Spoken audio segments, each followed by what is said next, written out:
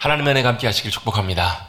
하나님의 은혜와 도우심이 함께 해주셔서 우리 모든 삶의 자리자리마다 주님의 도우심의 손길이 아까도 제가 어떤 분하고 만나서 얘기를 하는데 그런 얘기를 하시는 것 같아요. 무슨 얘기냐면 참 어떤 기간 동안에 보이진 않지만 하나님의 손길이 참 붙들어 주시고 함께 해주신 것 같더라고.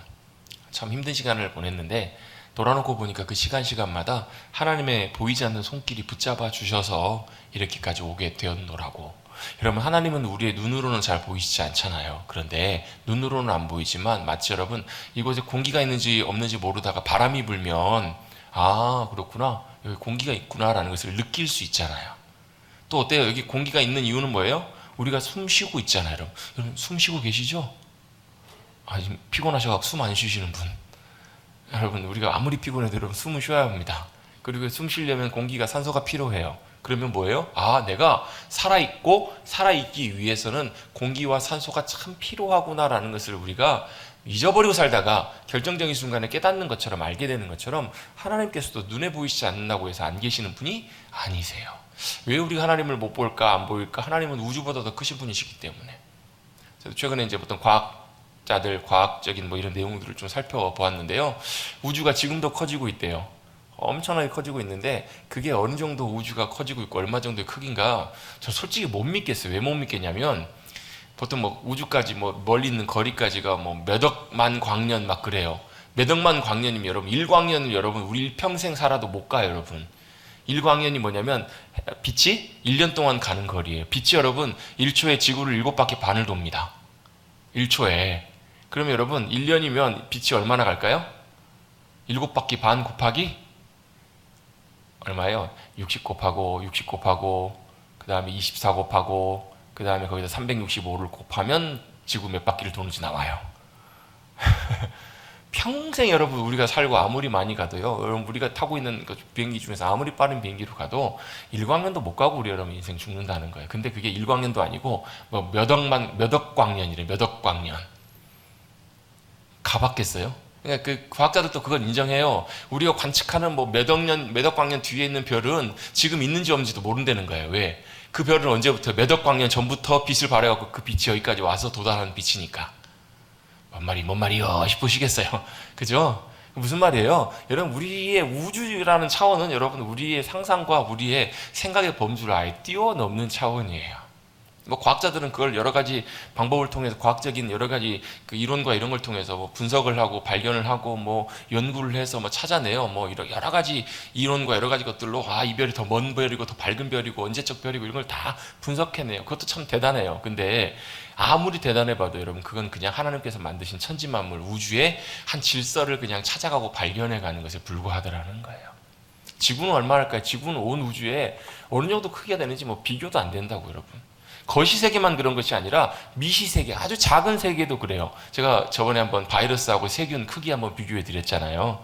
인간의 몸의 세포가 야구 경기장만 하다면 세균은 얼마나 하냐면 야구 경기장에 투수 던지는 요만한 데 있잖아요. 동그란데 그거만 하다고 세균이.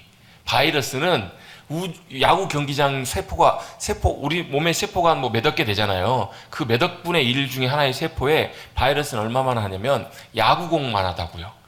야구 경기장하고 야구공 비교해보면 얼마나 작은지 모르잖아요. 근데 그 바이러스 하나가 어때요? 사람을 죽이기도 하고 살리기도 하고 이렇게 하기도 하고 저렇게 하기도 하잖아요. 여러분 우리는 상상할 수 없는 여러분 신비로운 세상 가운데 살아가고 있어요. 그런데 그 놀라운 신비와 모든 것들을 지으시고 만드시고 역사하시는 분이 눈에 보이시진 않지만 주관하시고 역사하시는 창조주 하나님이시라는 거예요. 그리고 그 하나님이 저와 여러분의 아버지가 되신답니다. 그걸 어떻게 알아요? 왜 하나님이 우리 아버지가 되세요? 왜? 하나님의 형상대로 사람을 만드셨기 때문에 그래요. 영화 같은 데 보면 종종 그런 것 있잖아요. 무슨 과학자가 인공적인 방법으로 과학기술로 사람을 만들어요. 사람 모양을 만들고 기계를 만들어가지고 괴물 같은 거 만들어가지고 자기 자식이래요. 자기로부터 나왔으니까 그렇겠죠. 하나님은 어떻게 인간을 만드셨을까? 하나님의 형상대로 만드셨다라고 성경은 말씀해요. 하나님의 형상대로라는 말은 하나님이 우리처럼 눈, 코, 입 있으시고 이렇게 모양 생기시고 이건 몰라요. 왜? 하나님은 영이시라고 성경은 표현하고 있잖아요. 영은 어떤 형체나 형상보다도 어떤 그냥 영적인 존재의 의미에 가깝잖아요. 어떻게 생기셨는지는 잘 몰라요. 분명한 건 하나님의 속성, 하나님의 성품, 하나님 되심을 우리가 닮았다라는 거예요. 마치 여러분 자식이 부모 닮는 것처럼 여러분 분명합니다. 그 아이는요 엄마 아니면 아빠 닮았어요. 엄마 아니면 아빠 닮았어요. 지난주에도 제가 엄마 닮은 것 같아요 그랬더니 엄마가 아니래 아빠 닮았대요. 제가 볼 때는 둘 다 있어요 얼굴이. 왜 그래요? 엄마 아빠로부터 나왔으니까. 못 믿으시는 표정이네요. 아니 엄마 아빠로부터 났으니까 엄마 아빠를 닮았죠. 또 닮아야 정상이잖아요. 태어났는데 여러분 엄마 아빠 전혀 안 닮았어요. 그럼 마음이 어때요? 이게 내 자식이 아닌가 걱정이 된다고요. 그래서 뭐예요? 친자 검사를 해봐요.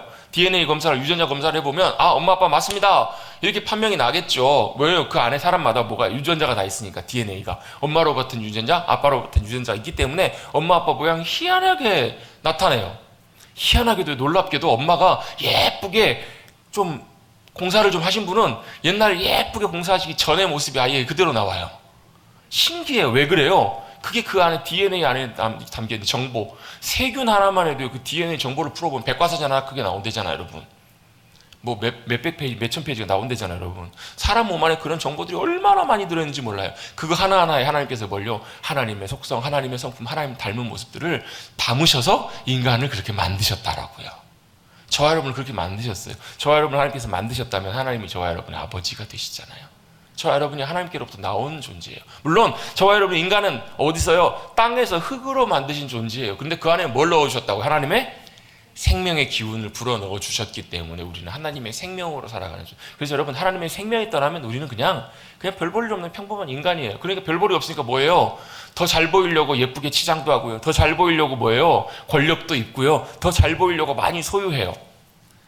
여러분 실제로 그렇잖아요. 여러분 진짜 부자는요 그런 것 같아요. 자랑을 안 해요. 진짜 부자는 그냥 내가 굳이 자랑하고 이럴 필요 없어요. 그냥 슬리퍼에다가 반바지 입고 돌아다녀도 돼요. 왜요? 진짜 부자는 그런 것 같아요. 제가 볼 때는.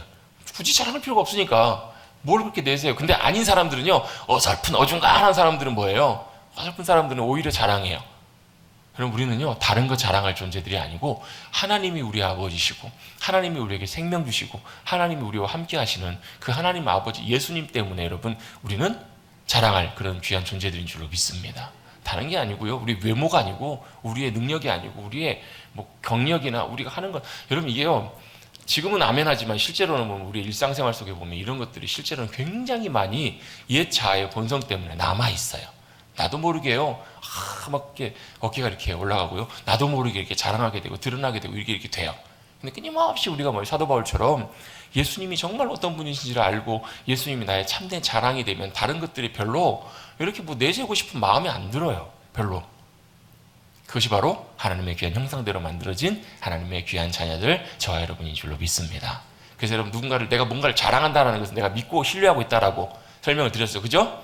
내가 뭘 자랑하고 있다는 것은 뭐예요? 내가 그걸 자랑해요. 그럼 뭐예요? 그게 내가 나도 모르게 거기에 의지를 하고 있는 거예요. 내가 학벌을 자랑해요. 그럼 뭐예요?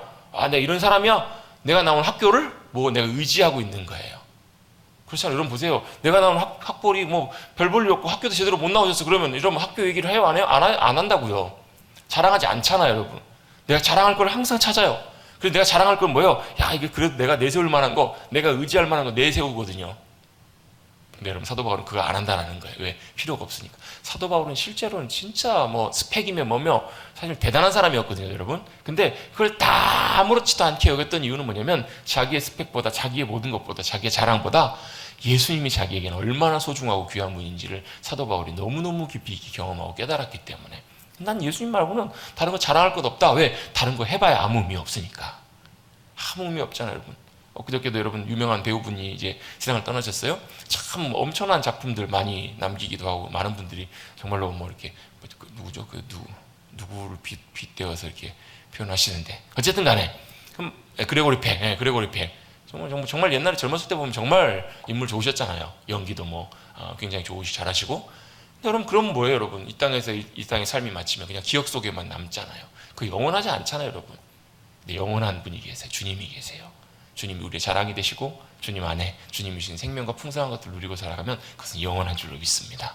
사도 바울이 그걸 알았던 거예요. 그래서 그걸 자랑하고 살았던 인생이 사도 바울의 인생이에요. 여러분, 저와 여러분도 그렇게 주님 때문에, 주님으로 인해서 우리의 영혼 가운데, 우리의 삶 가운데 놀라운 생명과 은혜를 풍성하게 누리고 살아가시는, 나타내고 살아가시는 저와 여러분 되시기를 간절히 주님의 이름으로 축원합니다. 뭐요? 하나님께서 저와 여러분 하나님의 형상대로 만드셨다는 거예요. 그런데 하나님께서 인간을 만드시기 전에 하셨던 중요한 일이 있으십니다. 뭐예요? 천지를 만드셨다고요. 빛을 만드신 사건부터 해가지고 하늘과 땅을 다 만드셨어요. 하나하나 다 만드셨어요. 1장에 다 모든 것을 완성하시고, 지난주에 2장 1절부터 3절까지 말씀해 보면 주님이 뭐 하셨어요? 안식하셨다고요. 안식하셨다라는 말은 스탑하셨다라는 거예요. 멈추셨다, 그치셨다라는 말이에요. 왜 하나님께서 스탑하셨을까? 이제 다 하셨으니까. 더 이상 하실 것이 없으니까. 그래서 하나님의 안식은 하나님의 완성이라고요. 하나님이 다 완성하셨다고요. 그래서 여러분, 우리가 안식일을 기억하여 거룩하게 지키라라는 말은 여러 가지 의미가 있지만 그 중에 하나가 뭐냐면 하나님이 모든 걸 완성하셨습니다. 이루셨습니다. 그래서 뭐 하는 거예요? 우리는 하나님의 완성하심 안에 있습니다. 하나님이 다 이루시고 역사하셨습니다. 나는 하나님의 이루심 안으로 지금 들어갑니다. 그 안에 머물고 있습니다. 이게 안식의 중요한 의미라고요. 물론 여러분, 안식일은 하나님의 시간에 거룩하게 구별하신 시간의 거룩한 약속이거든요. 그래서 그때는 뭐 시간의 성소 같은 개념이에요. 여러분, 그 성막과 성전에 보면 거룩한 지성소가 있었잖아요. 시간의 성소가 뭐냐면 안식일이에요. 왜? 그날은 하나님이 약속해 놓으신 날이에요. 저도 보면요, 이렇게 핸드폰에 보면 약속된 날짜 안 잊어버리려고 이렇게 메모해 놓은 날짜가 있어요. 뭐 예를 들면 뭐 누구 뭐 병원 진료 있다든지, 아니면 뭐 어디 중요한 미팅 있다든지, 아니면 누구 뭐 만나기로 한 약속이나 이런 것들은 다 이렇게 적어놔야 돼요. 왜요? 잊어버리면 안 되니까, 여러분. 그렇죠, 여러분? 아니, 누구한테 꼭 그날 만나서 돈 받기로 했는데 그날 꼭 적어놔야 되잖아요.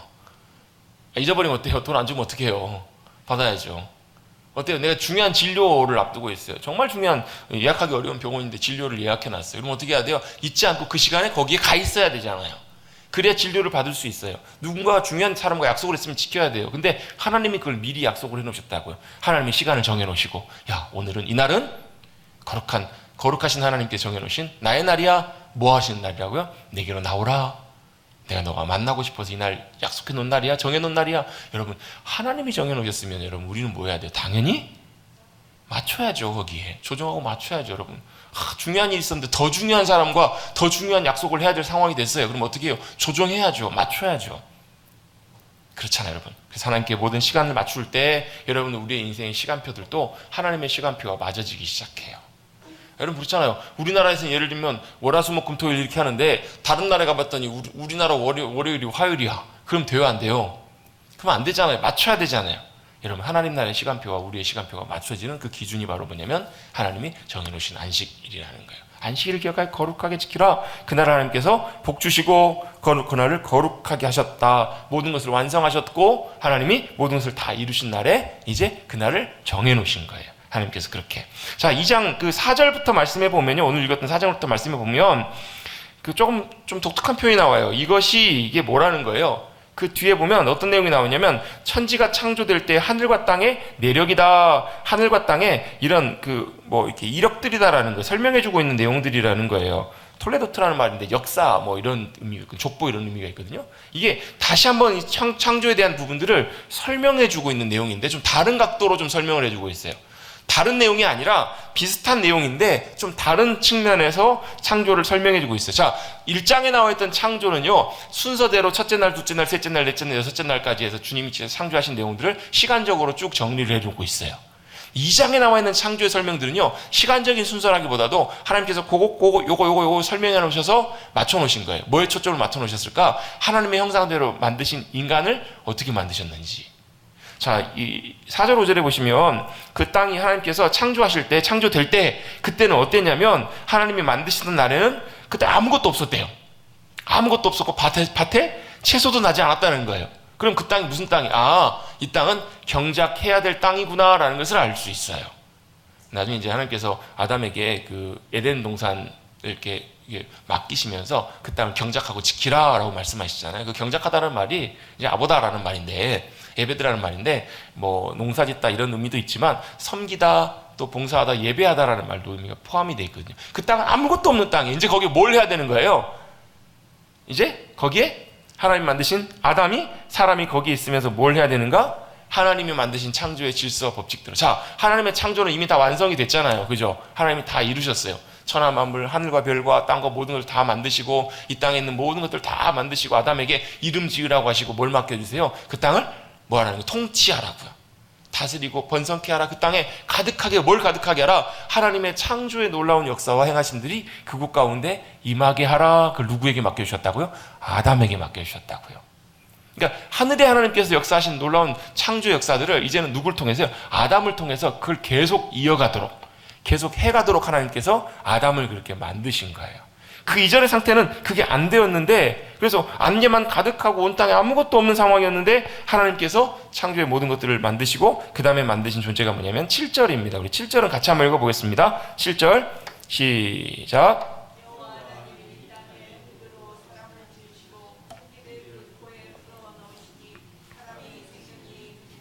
아멘. 자, 하나님께서 창조하셨다는 것은 하나님의 의도대로, 하나님이 원하시는 대로 창조하신 거예요.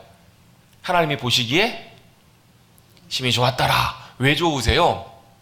여러분 그렇잖아요. 내가 원하는 대로 일들이 잘 되면 참 좋아요.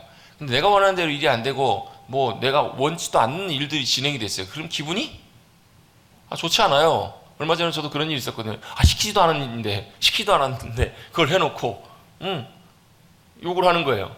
이거 했으니까 이거 돈 주쇼. 이렇게 얘기하는 거예요. 기분이 좋을 리가 없죠. 아니, 그렇게 하려면 뭘 해야 돼요? 먼저 얘기를 해야 돼요. 얘기를 하고 이렇게 할까요 말까요 결정을 해요. 왜? 결정자가 누구예요? 여러분 생각해 보세요. 어디 갔는데 뭐 음식점에 딱 갔는데 물어보지도 않고 난 짬뽕 먹으러 왔는데 짜장면을 내놔요. 그래서 먹으래. 돈 내놓으래. 이러면 여러분 어떻게 하실래요? 네, 감사히 잘 먹겠습니다 라고 하고 드시고 짜장면값 내고 오세요. 그 식당 다시는 안 가고 싶을지 몰라요. 왜요? 당신이 뭔데? 아무리 사장이지만 손님이 와가지고 내가 원하는 거 주문해서 내가 먹고 내가 만족하면 그 물건값을 계산해야 되는데 내 의지와 상관도 없이 자기가 마음대로 음식 내놓고 먹으라고 하면 그거 뭐예요?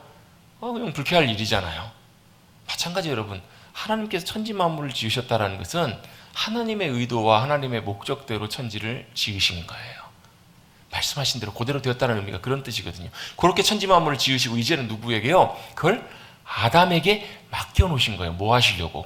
하나님이 의도하신 대로 그대로 만들어진 그 천지 만물을 그대로 잘 보존하고 그대로 잘 운영하고 누구의 질서대로? 하나님의 질서와 하나님의 법칙대로 잘 관리하도록 아담을 뭘로요? 이 땅에 왕으로 세워놓으신 거예요. 이름을 지으라는 말의 의미가 보면 왕의 권한의 의미가 강하거든요.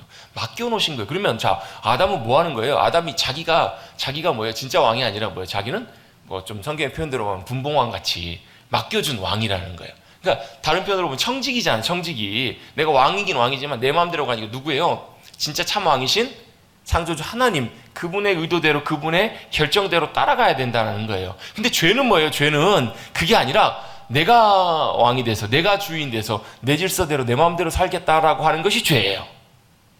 그게 여러분 이게 이제 창세기 3장에 나오는 내용이지만 여러분 세상은 하나님이 만드셨으니까 하나님의 거잖아요. 근데 그걸 뭐예요? 내 것이라고 여긴다라는 거예요. 내 것이라고 여기고 내가 내 마음대로 내가 주인 돼서 왕으로 살겠다, 이게 바로 죄라는 거예요. 그럼 생각해 보세요. 내가 내 건데 빌려줬더니 지 거래. 그럼 어떻게 하시겠어요? 여러분 같으면 내놔. 근데 안 내놔. 이게 내 거지 네 거야 하면서 안 내놔. 그럼 어떻게 하시겠어요? 저 인간하고 더 이상 상종해서는 안 되겠다. 그렇죠 여러분. 관계를 끊는 거예요 여러분. 한두 번도 아니고 맨날 그래요. 맨날 그러면 이게 안 되는 거예요. 여러분 하나님은 사랑의 하나님이시지만 또한 동시에 공의의 하나님이시잖아요. 이건 하나님의 공법의 질서에 문제가 생기는 거예요. 그래서 어떻게 해요? 이 죄 때문에 결국은 하나님과의 관계가 깨어져요. 하나님과 관계가 깨어지니까 심각한 문제가 생겨요. 왜요? 인간을 하나님께서 만드실 때 흙으로 만드셨잖아요. 근데 흙으로 만드신 것이 중요한 것이 아니라 그 안에 뭐가요? 오늘 본문에 보시면 7절에 그 안에 생기를 그 코에 불어넣어 주시니 루아흐라는 말인데 하나님의 생명의 기운을, 하나님의 생명이 우리 안에 인간에 들어왔더니 사람이 드디어 살아있는 존재가 된 거예요. 생령, 살아있는 영적인 존재가 되었어요. 그게 없으면 뭐하고 똑같아요? 흙하고 똑같다고 여러분. 여러분 저와 여러분은 예수 그리스도를 통해서 하나님의 생명, 하나님의 놀라운 생명의 기운이 성령님을 통하여 함께하고 계신 줄로 믿습니다. 그래서 뭐가 되는 거예요? 살아있는 존재가 된 거예요. 옆에 계신 분들께 이렇게 한번 인사 나누겠습니다. 한번 전해주시죠. 당신은 살아있습니다. 당신은 살아있습니다. 여러분 왜 인사하면서 웃는지 아세요? 당연한 거니까. 살아있으니까 얘기를 하지. 근데 여러분, 세상 사람들한테 가서 당신 죽은 사람입니다라고 하면 안 믿어요. 나 살아있는데? 근데 여러분, 이 죽음이라는 게 뭐예요? 지금은 살아있는 것처럼 보이지만 하나님의 생명이 있고 없고, 이게 진짜 살아있느냐, 살아있지 않느냐, 죽어있느냐, 이거의 결정적인 차이라는 거예요. 그래서 여러분, 사람이 호흡이 지금 붙어있지만 언제 호흡이 끊어질지 모르잖아요. 여러분, 호흡이 끊어지는 순간에 뭐가 돼요? 사람은 금방 흙으로 왔다, 흙에서 왔다, 흙으로 돌아가 버린다고요. 먼지에서 왔다 먼지로 돌아가 버린 존재들이에요. 저와 여러분이. 아무것도 아니라고요. 뭐가 여러분 사람을 사람 되게 하는가? 흙이 사람을 사람 되게 하는 것이 아니에요. 여러분, 키 크고 잘생겼다고 능력 있다고 그게 진짜 그 사람을 사람 되게 하는 것이 아니라고요. 여러분, 우리는 다 뭐예요? 다 똑같아요. 한 번만 더 옆에 계신 분 인사 한번 합시다. 니나 나나 똑같습니다. 니나 나나 똑같습니다. 이거 하기 싫으신가 봐요. 기분 나쁘셔서. 여러분 보면 사람은 여러분 다 똑같아요. 왜? 흙에서 왔기 때문에 그래요. 그래서 여러분, 사람은 호흡이 끊어지면 금방 흙으로 돌아가요. 근데 뭐가 차이가 있는가? 내 안에 뭐예요? 하나님의 생명, 하나님의 생기, 하나님의 생명이 함께하고 계시는가 아닌가? 그게 차이라는 거예요. 여러분, 우리 요한일서 말씀처럼 하나님의 생명이 그의 아들 예수 그리스도 안에 있다고. 그래서 아들 있는 자에게는 생명이 있다고. 그래서 저와 여러분에게는 예수님이 함께 하심으로, 예수님 때문에 생명이 있다라는 것, 여러분 우리가 그걸 기억하고 살아야 될 줄로 믿습니다. 믿고 고백하고 살아. 여러분, 그거 하나만으로도 여러분 우리의 삶이 얼마나 소중한지 몰라요. 여러분, 우리 생명이 끝나도 생명이 안 끝난다니까요. 왜? 하나님의 생명은 영원하시기 때문에. 어느 누구도 하나님의 생명을 무너뜨릴 수가 없기 때문에 그래요. 어느 누구도 하나님의 생명을 이길 자가 없기 때문에 그래요. 그래서 여러분, 그 생명이 우리에게 승리가 돼요. 여러분, 세상에 아무리 누가 와가지고 여러분 심지어 우리 생명을 해코지하려고 해도, 심지어도 죽어도 우리의 생명은 끝나지가 않는다고. 왜? 영원한 하나님의 생명이 우리와 함께하고 계시기 때문에 그래요. 할렐루야. 그렇다면 여러분, 우리는 두 가지를 기억하셔야 돼요. 뭐예요? 우리는 흙이라는 거예요.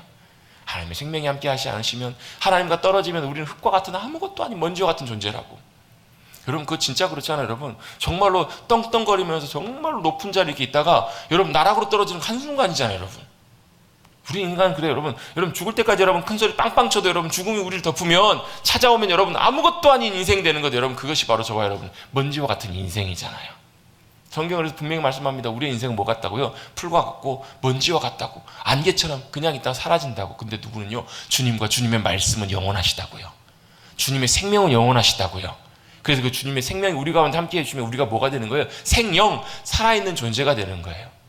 다시 한번 옆에 계신 분과 이렇게 인사합시다. 나는 살아있습니다. 나는 살아있습니다. 왜요? 내 안에 생명이신 주님이 함께하고 계시기 때문에 그렇다고요. 하나님이 원래 인간을 그렇게 만드셨어요. 근데 뭐가요? 죄 때문에 하나님과 우리와 관계가 단절돼 버리니까 뭐가 문제가 되는 거예요? 하나님의 생명이 끊어지는 거예요. 그래서 죄의 삭은 사망이라고요. 죄로 인해서 하나님과 끊어진 그 순간부터 생명의 하나님과 우리는 끊어져 버린 거예요.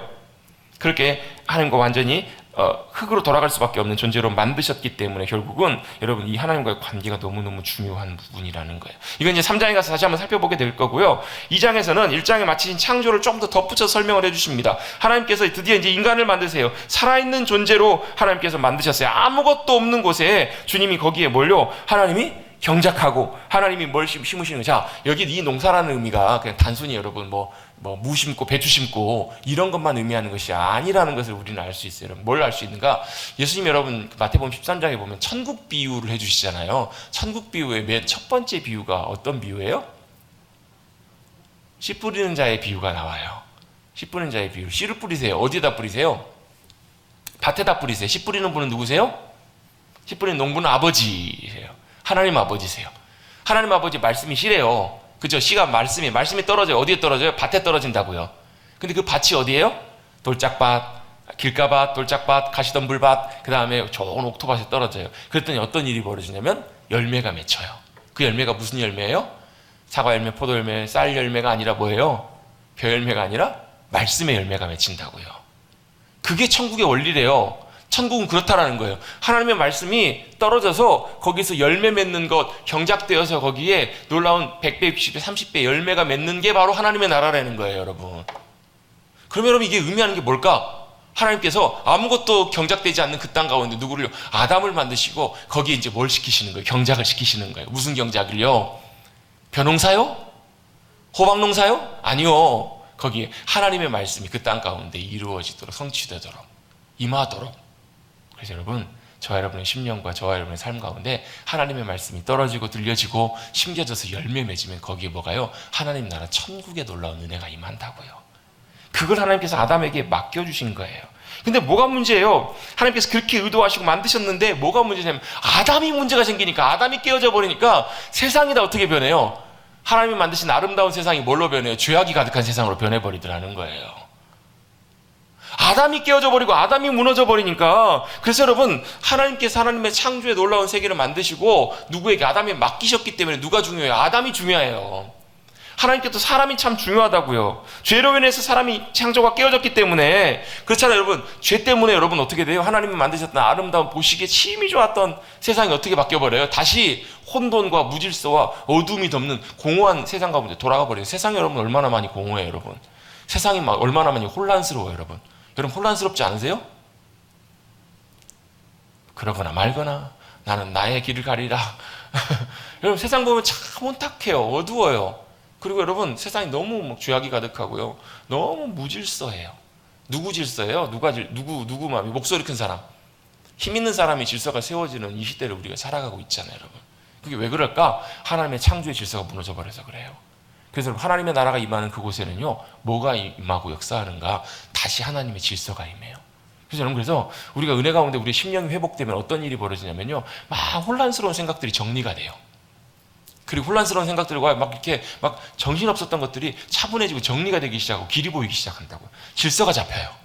그리고 하나하나 맞아떨어지기 시작해 가요. 그게 뭐예요? 그게 하나님의 창조의 질서이고 주님의 통치의 원리이기 때문에 그렇거든요. 결국은 타락한 이 세상, 모든 것들이 무너져버린, 악하고 변질되고 모든 것들이 죄로 가득한 이 엉망이 돼버린 이 세상을 회복하기 위해서는 다시 누가 필요한가? 아담이 필요한 거예요. 깨어져버린, 무너져버린 아담이 아니라 다시 원래 처음에 하나님이 창조하셨던 원래 의미대로의 아담으로 살아갈 수 있는 아담이 필요한 거예요. 그래서 누가요? 사람의 아들로, 인자로 누가 오신 거예요? 예수님이 이 땅에 오신 거예요. 그래서 예수님을 고린도전서 15장에서 또 뭐라고 하냐면 마지막 아담이라고 표현을 해요. 첫 아담은 실패했어요. 근데 다시 아담이 오세요. 그래서 그 아담이 뭐예요? 원래 하나님의 의도대로 그것을 다시 회복하시려고 예수님이 이 땅에 오셔서 회복시키신다고요. 그래서 하나님의 목적은 뭐냐면 예수님처럼 우리의 삶을 회복시키시는 것이 하나님의 목적이세요. 원래 하나님의 의도대로, 원래 처음에 하나님께서 만드셨던 대로. 그래서 회복된 사람들은요 거기에 뭐가요? 하나님 나라의 열매가 맺혀진다고요.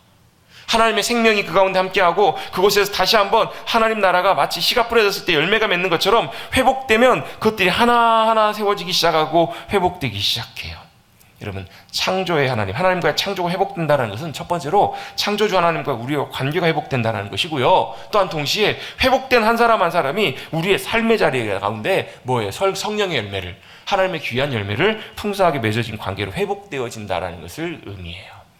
여러분, 우리 하나님이 원래 만드신 모습대로 잘 회복돼 가시는 그 말은 여러분 뭐냐면 마지막 아담으로 오신 예수님, 그분 닮아가서 회복돼 가는 거거든요. 여러분, 예수님 닮아가십시다. 예수님처럼 회복되십시다. 뭐가요? 우리의 성품이, 우리의 심성이, 우리의 인격이, 우리의 삶이, 우리의 말과 행실과 모든 것들이 주님 닮아가는 삶으로 회복돼 가기 시작할 때. 그래서 예전에 제가 어렸을 때 그 많이 불렀던 복음송 찬양 중에 이런 찬양이 있어요. 작은 예수라는 그런 복음송이 있었어요. 혹시 기억나세요? 예수님이 작으시고 크신 예수님이 계시고 작은 예수님이 계신가? 그런 의미라기보다도 우리가 뭐예요? 예수님처럼 예수님이 되어서 예수님을 닮아가는, 이런 제자라는 말이 그런 뜻이거든요. 누구의 제자입니다라고 하면 그 제자를 통해서 누가 보여야 돼요? 그 스승이 보여야 돼요. 누구의 제자입니다 하는데 그 선생님의 모습은 하나도 안 보여. 그럼 너 진짜 제자 맞아? 이렇게 물어본다고요. 여러분, 예수님께서 마지막에 마태복음 28장에 승천하시면서 말씀을 하세요. 너는 가서 뭐 하라고요? 아버지와 아들과 성령의 이름으로 세례를 주고 내가 너에게 가르쳐 분바 모든 것을 가르쳐 지키게 하라. 여러분, 거기 보면 동사가 4개가 나오거든요. 동사가 4개가 나오는데 세 동사는요 원래 본동사가 아니라 분사예요. 무슨 말이냐면 꾸며주는 말이에요. 그 동사들이. 그리고 거기에 유일하게 딱 하나 나오는 동사가 있는데 그게 바로 뭐냐면 제자 삼으라는 말이에요. 그러니까 뭐 세례를 주고 가르쳐 지키게 하고 모든 것도 다 뭘 위해서? 제자 삼는 거. 제자 삼는다는 말이 무슨 말이에요? 예수님의 제자가 된다는 말이잖아요. 예수님의 제자가 된다는 말은 뭐냐면 예수님 닮는다는 말이에요. 예수님 따라가고 예수님의 삶이, 예수님의 모습이 저와 여러분의 삶을 통해서 나온다고요. 여러분, 저와 여러분의 얼굴과 저와 여러분의 삶을 통해서 예수님이 더욱더 잘 드러나시는, 그렇게 회복되어져 가시는 저와 여러분 되시기를 간절히 바랍니다. 그게 원래 하나님이 만드신 의도이고 목적이셨기 때문에 그래요. 그래서 여러분 예수님 계속해서 인간이 여러분 특별히 하나님 닮은 피조물로 만드셨는데, 그래서 여러분 하나님이 지으신 피조물은 다른 피조물과 달라요. 여러분 다른 피조물들은 다 그냥 말씀으로만 만드셨지만 인간은 어떻게 해요? 하나님이 특별히 흙으로 사람을 직접 만드시고 거기에 하나님의 생명을 불어넣으신 존재가 바로 인간이기 때문에 그렇다는 거예요. 그럼 두 가지 기억하십시다. 사람은 뭐예요? 흙에서부터 왔다고요. 또 어때요? 그렇지만 사람은 특별하게 하나님의 생명이 우리 가운데 함께해 주셨기 때문에 그렇더라는 거예요. 그냥 먼지예요. 여러분 우리는 그냥 아무것도 아닌 존재들이지만 하나님은 우리에게 하나님의 생명을 주셨기 때문에 놀랍게 여러분 새롭게 변화될 수 있는, 새롭게 회복될 수 있는 그런 은혜가 저와 여러분 가운데 약속되어 있는 줄로 믿습니다. 어떤 회복이요? 마지막 순간에 영원한 영광의 부활로 참석할, 부활에 참여할 그런 약속이 우리 가운데 주어져 있어요. 그것들도 필요한 이유가 있습니다. 왜냐하면 고린도전 15장에 보면요, 우리가 하나님 나라를 유업으로 받기 위해서는 이 땅에 있는 형태로는 안 된다는 거예요. 하나님 나라에 적합한 형태와 모습으로 우리가 변화될 필요가 있다. 그게 바로 부활의 놀라운 영광이기 때문에 그렇습니다. 여러분 온전하게 새롭게 됨으로 말미암아 하나님의 귀하게 만드신 형상대로 그대로 회복되고 새로워져 가시는 저와 여러분 되시기를 주님의 이름으로 축원합니다. 그리고 사람을 그렇게 만드신 다음에 주님이 하시는 말씀이 뭐냐면 8절입니다. 우리 8절 말씀도 한번 같이 한번 읽어볼게요. 8절 시작.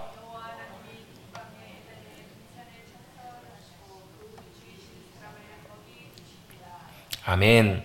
하나님께서 사람을 만드신 다음에 뭘 하셨는가? 뭘 하셨죠? 하나님이 동방에 에덴에 동산을 창설하셨다라는 표현이 나옵니다. 하나님이 동쪽에다가 뭘 만드셨냐면 에덴을 창설하셨다라는 거예요. 에덴을. 자, 이 부분은 제가 여러 번 설명드린 적이 있는데 이 에덴이 아주 중요합니다. 왜 중요한가? 에덴이 왜 중요할까요? 에덴 동산이니까 중요하다. 에덴이 굉장히 중요한 이유가 있습니다. 하나님께서 사람을 만드셨어요. 흙으로 사람을 빚으시고 거기에다가 생명을 불어넣어 주신 다음에 그 지으신 사람을 어디다 두셨냐면 에덴에다가 두셨다라는 거예요. 에덴 동산에 거기에 살도록 하나님께서 그를 거기에 그대로 두신 거예요. 자, 이게 왜 중요한 문제냐면 그 에덴이 바로 하나님과 하나님이 만드신 사람들과 함께 거니셨던 곳, 함께 사셨던 곳이 바로 에덴이기 때문에 그래요. 에덴이 뭐 하는 곳이었다고요? 하나님과 하나님 만드신 아담이, 하나님의 사람이 함께 거닐며 지내셨던, 사셨던 곳이기 때문에 그래요. 여러분 이 땅에 하나님이 사신 곳이 어디였어요? 에덴이셨다고요. 하늘의 하나님께서 이 땅에 사람과 함께 거하시며 함께 거니시고 함께 만나시고 함께 거주하셨던 곳이 어디냐면 에덴이기 때문에 중요해요. 지금은 여러분 우리가 에덴에 쫓겨났어요. 그런데 하나님은 끊임없이 이 에덴을 이 땅 가운데 세우시기를 원하셨어요. 어떻게 해요? 성막을 만드시고요. 여러분 전에도 몇 번 읽었잖아요. 출애굽기 29장 말씀에 보면 하나님께서 성막을 만드신 이유를 이렇게 설명해 주세요. 내가 너희 가운데 거하려고, 내가 너희를 거기서 만나리라, 이런 표현이 나와요. 근데 그걸 현대어 성경에서는 이렇게 번역을 하고 있어요. 내가 너희 가운데 거하려고 성막을 만들게 하셨다. 거하다라는 말을 이렇게 표현해 놓고 있습니다. 함께 뒹굴며 사시려고. 하나님이 성막을 왜 만들려고 하셨다고요? 함께 뒹굴며 사신다고요. 누가요, 여러분? 하나님과 하나님의 사람이 그렇게 거하며 뒹굴며 사신다는 말이에요, 여러분. 그게 말이 여러분 표현이 너무 어가면 그렇잖아요. 그만큼 어떻게 해요? 하나님께서 가깝게, 하나님께서 함께. 여러분 아이들과 함께 지내면 어때요? 아이들과 때때로 어떨 때는요 막 레슬링도 해야 되고요, 아이들 안아주기도 해야 되고요, 뒹굴뒹굴도 해야 돼요. 저희 아이들 막내 보면 막 자는데 얼마나 많이 돌아다니는지 몰라요. 여기저기 막 돌아다녀. 뭐 하는 거? 뒹구는 거예요. 뒹굴며 사는 거예요. 함께 사시려고 만드신 곳이 바로 어디냐면 에덴이셨다라는 거예요. 에덴은 하나님께서 하나님의 사람들과 함께 사시려고 만드셨던 처소예요. 굉장히 중요해요. 에덴을 뭐라고 하냐면 동산이라고 부릅니다. 우린 동산하면 뒷동산을 생각해요. 그런데 이 동산이라는 말이 뭐 그냥 땅, 동산, 정원 이런 의미도 있는데 어떤 둘러싸인 어떤 개념을 갖고 있어요. 그래서 어떤 분들은 이걸 동산이라는 말이 간이라는 단어를 쓰는데요, 국가라는 개념, 나라라는 개념으로도 이걸 설명하기도 해요. 에덴이 뭐가 되는 거예요? 나라. 그 나라에 누가 계시는 거예요? 하나님이 사람과 함께 거하시는 그 나라. 그 나라를 뭐라고 불러요? 그 나라를 뭐라고 불러요? 대한민국이라고 불러요? 그 나라를 뭐라고 불러요? 하나님의 나라라고 부르잖아요. 그래서 에덴을 하나님의 나라가 이루어지는 곳, 하나님의 나라가 임하는. 그래서 여러분 가장 완벽한 샬롬이 이루어지는 곳을 에덴이라고 설명을 해요. 그 이유가 뭐예요? 거기에 평화의 왕이신, 평강의 주님이신 주님이 함께 거하셨던 곳이었기 때문에 그래요. 거기에는 부족함이 없었고요, 거기에는 모자람이 없었고요, 거기에는 모든 것들이 풍성하고 모든 것들이 다 갖춰진. 그래서 하나님께서 그곳을 만드세요. 하나님의 나라처럼 하나님이 거하시는 귀한 처소로 에덴을 만드시고 얼마나 기분이 좋으셨으면 이름을 에덴이라고 지으세요. 에덴의 뜻이 무슨 뜻이게? 에덴이라는 말은 에단이라는 말인데 기쁨이라는 뜻이에요. 기쁨. 기쁨의 집으로 만드셨다고요. 옛날에 여러분 비둘기 집인가요? 그 노래 여러분 기억나시죠? 비둘기처럼 화목한 하나님이 에덴을 만드시고 얼마나 좋으셨으면 에덴 동산의 이름을 기쁨이라고 지으셨다고. 기쁨의 집. 뭐라고 해야 될까요? 희가라고 해야 되나요? 좀 말이 좀 표현이 그러네요. 기쁨의 집. 같이 한번 해보시겠습니다. 기쁨의 집. 기쁨의 집. 하나님께서 얼마나 좋으셨으면 에덴을 만드시고 그 하나님이 만드신 그곳을 기쁨의 집이라고, 기쁨의 동산이라고 만드셨다고요. 그래서 여기서 또 빠질 수 없는 노래가 하나 나오죠. 님과 함께. 님과 함께. 저 푸른 초원 위에 그림 같은 집을 짓고 사랑하는 나의 님. 하나님께는 그 님이 누구예요? 마치 아담이 하나님이 사랑하시는 귀한 존재잖아요. 아담을 그렇게 만드시고 어떻게 해요? 한평생이 아니라 영원토록 사시려고 에덴을 만드셨던 거예요. 왜요? 하나님은 영원하신 하나님이시니까. 영원하신 하나님의 사랑 가운데 영원한 생명을 누리며 아담이 함께 하나님과 거닐며 살 수 있는 그곳이 원래 어디였다고? 에덴이었다고요. 할렐루야. 그래서 여러분 제가 님과 함께라는 노래를 참 잘 썼다라고 말씀드린 이유가 그거예요. 그 여러분 님과 함께 노래는 사랑하는 사람과 한평생 사는 것이 소망이고 꿈이었다면 하나님의 마음의 꿈과 기대는 뭐였어요? 하나님의 형상대로 만드신 하나님이 사랑하실 아담과 영원토록 함께 거하시며 사시는 것이 하나님의 의도이고 목적이셨다고요. 그래서 여러분 우리 입장에서는 여러분 천국에서 영원히 사는 거지만 하나님 입장에서 보시면요, 하나님의 만드신 형상들을 하나님의 자녀들과 뭐 하시는 거예요? 하나님이 그곳에서 영원하신 주님과 함께 영원히 사시는 것이 바로 하나님 나라라고요. 여러분 그게 바로 뭐였다고? 에덴의 원래 목적이고 의도였다고요. 그런데 여러분 이 에덴이 어디에 있었다고요? 어디에 있었죠? 성경을 보시면 여호와 하나님이 동방에라는 표현이 나옵니다. 동방이라는 말이 무슨 말이에요? 동방에.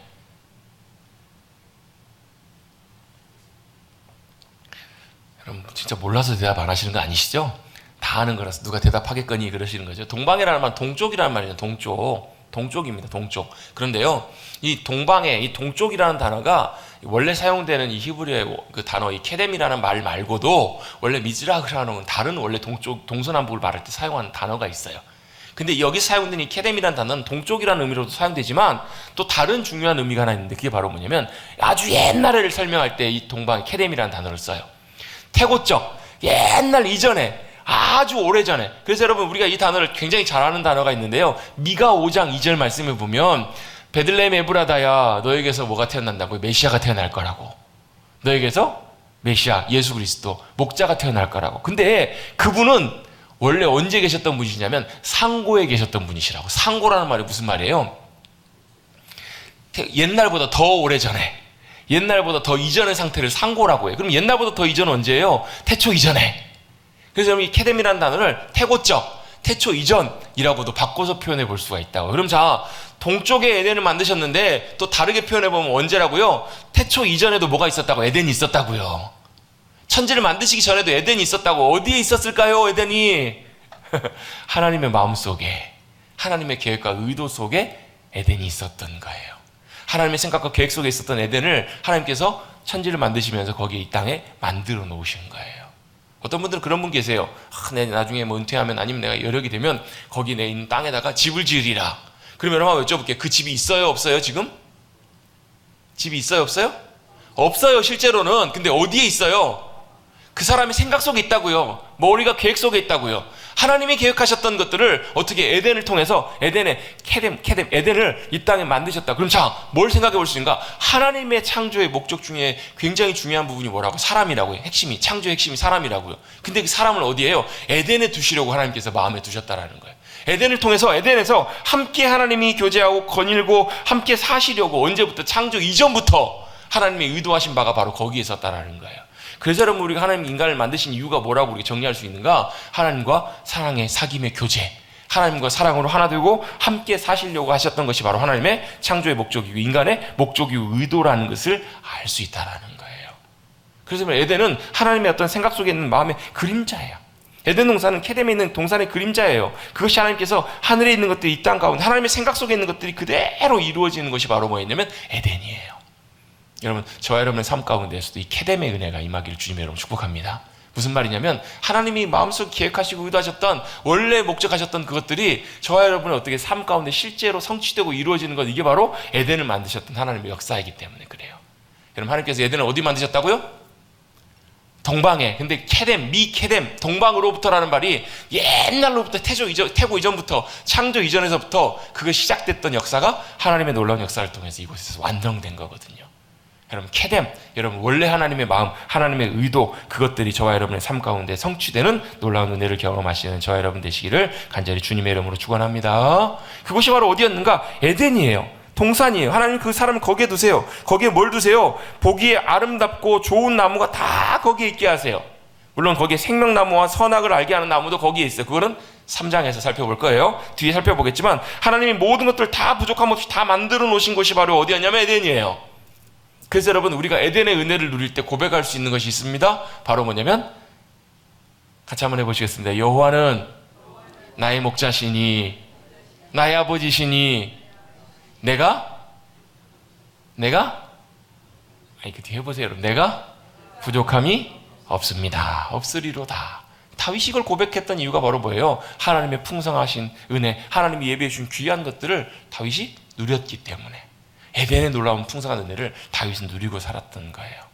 그럼 저와 여러분의 삶도 여전히 빡빡하고 여전히 쉽지 않지만, 우리 현실의 모습은 그렇지만 하나님의 놀라운 케뎀에서부터 시작하셨던 에덴의 놀라운 역사가 저와 여러분의 삶 가운데 임하셔서 거기에 부족함이 없는 모든 것들을 채우시고 넉넉하게 우리에게 모든 것들을 공급하시고 누리게 하시는 하나님의 귀한 에덴의 은혜가 저와 여러분 가운데 함께 하시기를 주님의 이름으로 축원합니다. 아멘. 그리고요, 그 에덴에서부터 뭐가 시작이 되냐면요, 강이 흘러요. 그래서 강이 에덴을 흘러서 동산을 적셔요. 그리고 갈라져서 네 근원으로 나가요. 성경에서 네 근원이라는 말은, 동서남북이라는 말은 다를 말하는 거예요. 다. 세계로 가득 모든 세상으로 다 나간다라는 거예요. 자, 동산에 강물이 흘러넘쳐나요? 강물이 어떻다고? 동산을 적셨다고요. 그래서 성경에 보면 이런 표현이 나옵니다. 이사야 58장에도 나오고요. 물된 동산 같겠고라는 표현이 나와요. 그 동산이 물이 넘쳐나요. 물이 풍성해요. 여러분, 물이 풍성하면 여러분 생명이 넘쳐나잖아요. 여러분, 과실이 얼마나 잘 돼요. 그걸 뭘 의미하는 거예요? 물된 동산은 에덴을 의미하는 거예요. 에덴을 가리키고 있는 거예요. 원래 하나님 창조하셨던 그 아름다운 귀한 곳, 그것이 뭐라고요? 물된 동산 같겠고 라는 표현으로. 여러분, 물된 동산의 회복의 역사가 일어나기를 주님의 여러분 축복합니다. 그것이 바로 놀라운 물의 역사. 그래서 여러분 보면 그 에스겔 47장에도 보면요, 회복될 하나님의 놀라운 역사를 환상 중에 보여주시면서, 거기에서는 에덴은 표현이 나오지 않지만, 동산이라는 표현은 나오지 않지만 무슨 표현이 나오냐면 보좌로부터라는 표현이 나와요. 보좌가 누구예요? 하나님의 보좌로부터, 주님의 영광의 보좌로부터 뭐가 나오냐면요, 그 물이 흘러넘쳐나요. 그래서 처음에는 어때요? 그 물이 발목 높이밖에 안 돼요. 근데 어때? 그 다음에 무릎 높이 좀 더 갔더니 1,000척을 측량했더니, 그 다음에 무릎 높이, 그 다음에 얼마 좀 더 갔더니 어때요? 허리 높이, 가슴 높이까지 차요. 그 다음에는 더 이상 헤엄치지 않으면 살 수 없을 만큼, 창이랄 만큼 가득 넘쳐나요. 그 물이 무슨 물일까요? 에덴에서 흘러나온 물이에요. 이 물이 무슨 물일까요? 생명의 강이에요. 생수의 강이 흘러넘쳐나는 거예요. 그럼 제가 여러분, 창세기 성경 통독할 때도 말씀드렸던 것처럼, 성경은 딱 접으면 앞에하고 뒤가 딱 맞는다고. 창세기 1장, 2장, 3장, 1장, 2장 역사를 보면 뒤에 여러분 계시록 21장, 22장 역사하고 되게 비슷하다고요. 왜 그럴까? 왜? 같은 원리니까. 회복될 하나님의 놀라운 역사에는 거기에 뭐가요? 하나님의 영광의 보좌가 있고요. 거기에는 태양이 없어도 밝아요. 빛이 가득한 곳이에요. 또 뭐예요? 거기에는 강이 흘러요. 무슨 강이 흘러요? 무슨 강이 흘러요? 금강이 흘러요? 뭐 저기 어디 무슨 강이죠? 옆에 무슨 뭐 그런 만경강이 흐르나요? 아, 그래요? 권사님 만경강이 흐르신대요 거기에. 여러분, 계시록에 나와 있는 그 강 무슨 강이에요? 생명의 강, 생수의 강이 거기 흘러넘쳐난다고요. 좌우에 어떤 일이 벌어져요? 생명나무가 열매를 맺혀요. 에스겔 47장에 똑같은 표현이 나와요. 죽어있는 땅이 진펄과 갯벌이 여러분 살아 일어나기 시작하고요. 거기 생명나무에 여러분 이파리와 열매가 뭐가 되냐면 치유의 약이 돼요. 그럼 뭘 상징할까? 뭘 보여주기를 원하실까? 회복될 하나님의 놀라운 마지막 영광의 나라. 근데 그게 어디에 원래 있었다고요? 그게 에덴에 원래 있었다고요. 깨어지기 전에 에덴의 놀라운 모습들이 보면 그 모습하고 되게 똑같아요. 강이 흘러넘쳐나서 그 언덕을, 그 동산을 쫙 적셔요. 그리고 네 근원으로 흘러넘쳐나요. 그 강의 이름이, 그 첫 번째 이름이 뭐냐? 비손이에요. 그 땅은 어디로 흘러요? 금이 있는 하윌라 온 땅에 둘렀어요. 그 땅의 금은 무슨 금이라고요? 순금이에요. 좋은 금. 정말 정금, 정말 좋은 금이에요. 그곳에는 베델리엄과 호마노, 그런 보석들도 가득한 땅이에요. 여러분, 금과 보석들이 가득한 땅 살고 싶으시죠? 여러분, 금이 얼마나 귀해요. 여러분, 지금도 보면 금 여러분 한 돈에 얼마죠? 한 30만 원 돈 하죠, 요즘 거예요? 3.75g이 여러분 30만 원이에요. 여러분, 금 한 덩어리면 여러분, 금 1kg짜리 한 괴면 여러분, 요즘 고급차 한 대 삽니다. 거의 6, 7천만 원 넘으니까요, 여러분. 그럼 그런 금 한 10덩어리, 한 100덩어리만 있으면 좋겠어요, 집에. 그게 어디요? 여러분, 비손강이 흐르는 그 땅, 하윌라 온 땅에 금이 가득했다고, 여러분. 여러분, 우리 그거 가봅시다. 어떻게 가요? 어떻게 가요? 성지순례 가야 되나요? 아니요. 이게 어디 있어요? 하나님의 나라를 묘사할 때, 여러분, 막, 그 금이, 길이 금이고 막 이랬잖아요. 막 12진주문이 있고 보석이 가득하다고. 하나님께서 이루셨던 완벽한 나라에는 여러분, 금이 가득하고, 뭐, 금이 발로 채이고, 보석이 가득한 그 영광의 나라. 그것이 사실 더 중요하지 않은, 더 여러분, 값지지 않을 만큼 그렇게 값지고 귀한 곳이 바로 어디냐면 하나님의 나라잖아요. 그리고 그것이 어디라고요? 하나님의 생명의 강이 흘러갔던 그곳이라고요. 그것이 실제로 이 하윌라 온 땅이 비손강이 흘렀던 땅인가 아닌가, 뭐 강인가, 그건 정확하게는 알 수는 없어요. 다만 뒤에 뭐 세 번째, 네 번째 강, 히데겔, 그 다음에 유브라데, 이거는 아마 티그리스 유브라데스 강이지 않을까라고 이제 추측해 볼 수가 있어요. 그 당시 고대 문명의 시작점이었던, 그렇게 볼 수 있어요. 두 번째 강은 기원이다. 구온 땅을 두루 흘러요. 사방 곳곳을 흘러가면서 하나님의 생명을 흘려보내는 귀한 땅이 어디서부터? 에덴에서부터 흘러나왔다라는 거예요. 여러분, 에덴의 삶이 회복되고 거기 하나님의 생명과 역사하심들이 우리 가운데 흘러넘쳐나기 시작할 때, 여러분, 우리를 통해서 사방 모든 열방에 하나님의 놀라운 영광스러운 금과 같은 귀한 것들이, 값진 보화들이, 또 하나님의 놀라운 생명 역사들이 흘러넘쳐나게 될 줄로 믿습니다. 그래서 여러분 보면 성전을 지을 때 다 뭘로 지어요? 여러분, 그 성막 기구들을 다 뭘로 만들어요? 금으로 만들잖아요. 성전을 지을 때 뭘로 지어요? 여러분, 솔로몬 성전을 지을 때 여러분, 금이 얼마나 많이 들어갔어요? 그 금이 다 어디서부터 왔을까요? 금이요. 하나님의 공급하심 가운데 금이 다 들어가서 성전을 금처럼 지었어요. 왜? 하나님 나라에 마치 그 모델하우스 같은 모습이 바로 뭐냐면 성전이기 때문에, 뭐 좀 표현이 그렇지만 하나님 나라의 분점, 하나님 나라의 이 땅에 나타나는 그림자와 같은 모형이 바로 성전이었기 때문에 그렇잖아요. 거기에 금이 가득해. 그래서 여러분, 우리 지난 시간에 학계 말씀을 읽을 때 뭐 그 음도 내 것이요 금도 내 것이요, 그 말씀 기억나시죠? 학계 스가랴 말씀을 읽을 때 또 어때요? 예스라 말씀에 보면 성전을 다시 막 건축하고 기공할 때 사람들이 막 울어요. 좋아서 우는 사람도 있고요. 어떤 사람은 뭐예요? 과거에 솔로몬의 성전의 영광을 봤던 사람은 이게 뭐야 하면서 초라해진 성전의 모습 때문에 서글퍼서 우는 사람을 또 있었다라는 거예요. 그런데 여러분 뭐예요? 하나님 나라는, 하나님의 성전은 정말로 하나님께서 금으로 가득 차게 지으신다고요. 근데 하나님 여쭤볼게요. 지금 성전이 있어요? 없어요? 없다고요. 없어요. 그럼 뭐가요?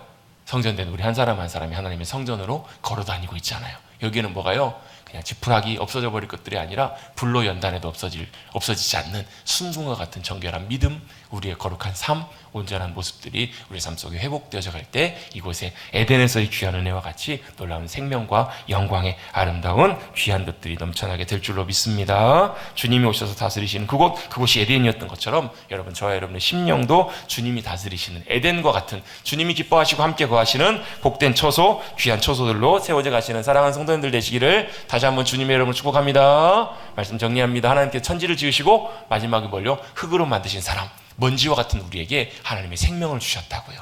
그래서 살아있는 존재로 만드시고 에덴을 만드신 다음에 하나님께서 그들을 거기에 두시고 하나님이 함께 사셨다고요. 그 에덴은 어떤 곳인데? 하나님의 기쁨의 처소예요.